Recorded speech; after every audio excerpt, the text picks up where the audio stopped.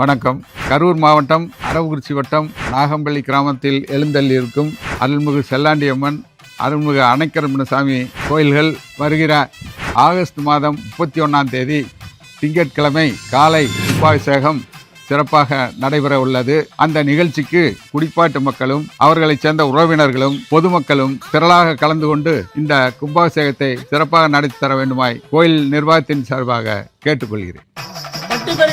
பால்பானம் பொங்கி கும்பத்து செல்வம் குறையாது கொடுத்து பிள்ளி சூன்யா ஏவல் காற்று கருப்பு எதிராளுகிறாய் மழையாய் குடிச்சு கட்டு